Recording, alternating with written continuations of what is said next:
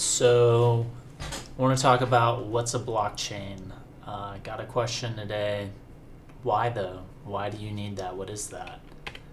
A blockchain is used to track the state. No, not like Texas, but like your bank account balance. So you're storing information in this blockchain, and it's storing information across multiple computers. The computers could be all over the planet. And there's some challenges that come with storing information across multiple computers. And the blockchain has mechanisms to deal with those challenges. What is a block? A block is a group of changes. Generally, it's a group of transactions. And in a block, you've got three main components. You've got the hash, and the previous hash, and then some data. So your current hash, and then a reference to what happened right before, and then some information. All right, so what's a hash? Is that like drugs? No, it's like math. Math, not meth. A hash is like an ID or a fingerprint. So if you give a hash function some input, it always has the same output. So this is like if you give it pickle, you'll get DBC62, whatever. That's MD5 hash. There's several different hash functions. Your main goal is you give it some input, it always gives the same output. There's no collisions. So if you give it pickle and potato, it doesn't produce the same hash. They have to be different. If you can come up with something that results in the same hash as something else, then that's really bad. The hash function is broken. If you change the data, it changes the hash. So like we said earlier, a block has a hash and a reference to the previous hash. So if you were to change the data of a previous block, it's going to change that previous block's hash. So then your new block at the end will no longer reference that same changed state. You can't change anything before without changing the hash. What are we hashing? So your current hash is going to be the hash of your data, your transactions, and the previous hash. So that way your hash has baked into it what the previous hash was. So that's how you get your data integrity. That prevents people from changing things before. And again, these are multiple computers sending information back and forth. So if one of the computers is a bad guy, he might try to change things on you. And this is sort of how you check to make sure everything lines up. So here's a little diagram here of the block headers. So you can see that in this last block, it references the header, the hash from block 2. And then each block has the previous hash, and then the current hash, and then some transactions. So imagine that you're playing Monopoly and the guy who's playing the bank is cheating and using some money from the bank and not his own money. If you had a record of every time someone got money written down, you could verify how are you spending 700 from our transactions. You've only got 500. I've got a record of that. So that's kind of what the goal of the entire system is that everyone is watching all of the changes. So whenever you make a change, it gets sent out to everyone. And then this block is basically storing all of the changes that have been accepted. So if someone wants to change the past, they've got to go and change everything else dependent on it, which would be really difficult. But if they could do that, who makes the block?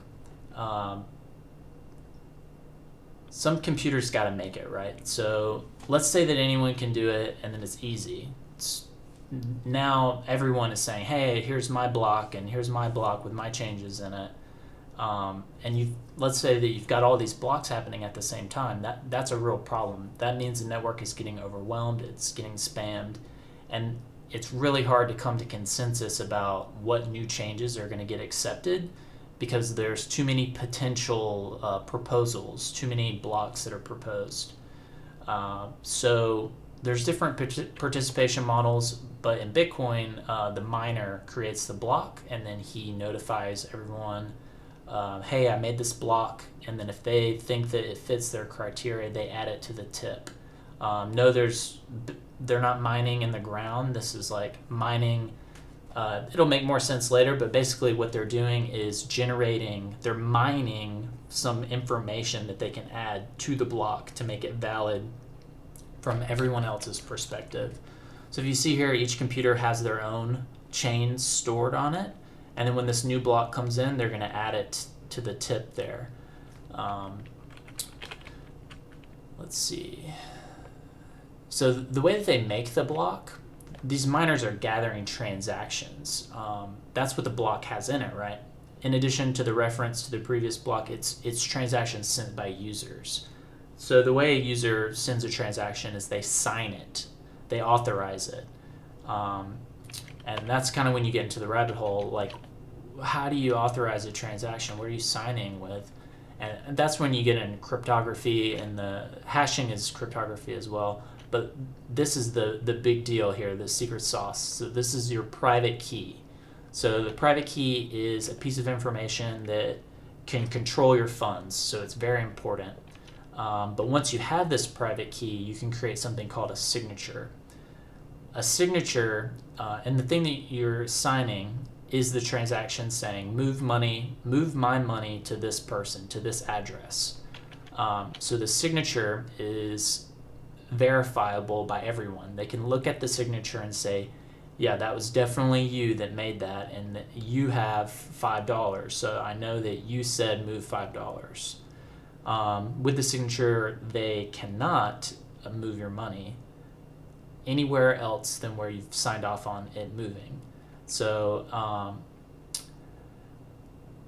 the signature is basically a way for everyone to verify that you said to do this. So it tells everyone on the network, hey, I want this to happen, and then once a miner picks that transaction up and adds it to their block that they're proposing, then everyone on the entire network will agree that your transaction happened. So basically, as a user, you're submitting a transaction to the network with your signature. You've signed it with your private key. Everyone on the network broadcasts that around. They share that, and then that group of transactions is called the mempool. So these transactions are pending. They're not mined yet. You're waiting for a miner to pick up that transaction and put it into a block, and then they're going to generate some random information to make that block valid for everyone else, and then they're going to send that around. How do you get a private key? So you need a private key to create a signature. How do you get one? Generally, what you're going to have is a mnemonic. It's 12 words. Could be 24 words. And that's your master private key. So what's cool about that is you can, with 12 words, you can have a key per blockchain. So you don't need to maintain a different private key per address or per chain or anything like that. You can have one set of 12 words and then derive a key per chain, and you can get really crazy with it. There's like a tree hierarchy.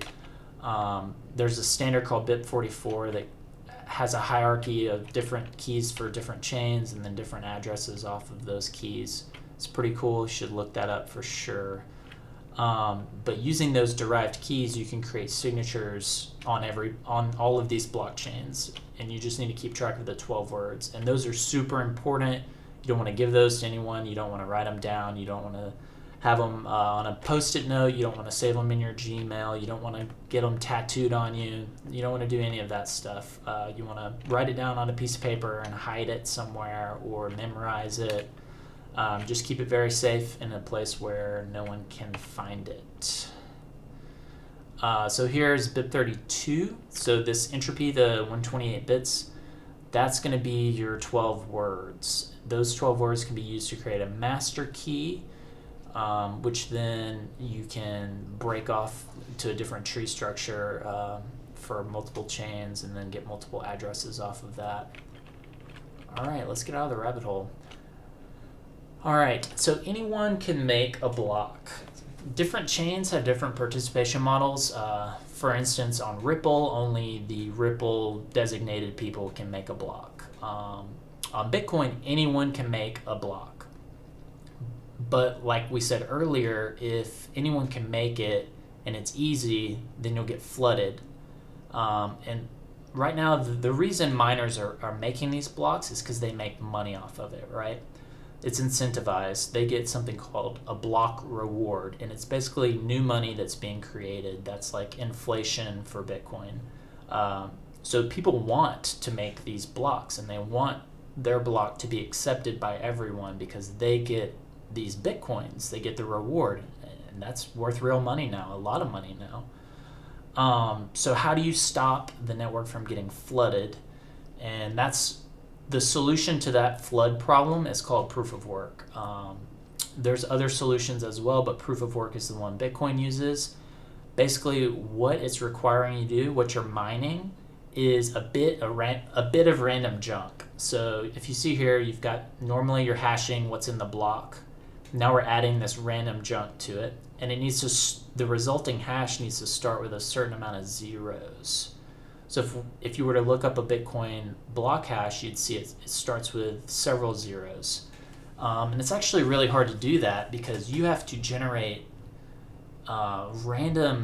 completely random information and add it to information that is valid and just happened, and it needs to start. It has a criteria to start with several zeros.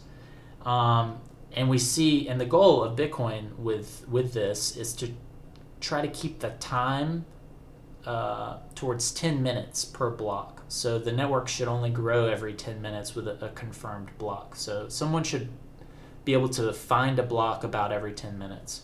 Sometimes it could be 4 minutes, sometimes it could be 15 minutes. But generally the difficulty scales to try to keep the average at 10 minutes. And to give you an idea of how hard it is for them to guess this random junk that gives you all the zeros, the Bitcoin network currently has 120 exahashes per second. So an exahash is 10 to the 18 hashes. So that's 120 times 10 to the 18 hashes per second. That's absolutely insane. And basically what's going on is these people have devices at their house or in a warehouse somewhere, and all that device can do is generate a hash, and it can generate trillions per second. And there's people all over the planet that have these devices that can generate trillions per second, and they're all doing it, and all combined, all of those hashes per second adds up to 120 exahashes right now in December 2020. I'm sure it'll grow over time. So in summary, you've got these computers that are generating blocks from transactions that people in the network are sending. The people are signing the transactions with their private key, and that's moving funds that they have from one address to another address, one person to another person. That's how the funds move. The miners are collecting those transactions, putting them into a block, and then each block is referencing the previous block. Once they find the block, they have to generate some random information which gets added to it, and then once they've satisfied the difficulty, which is the number of zeros at the beginning of the hash, then they found the block. They can get the reward. They just have to broadcast their block to the entire network. And that's sort of how a blockchain works.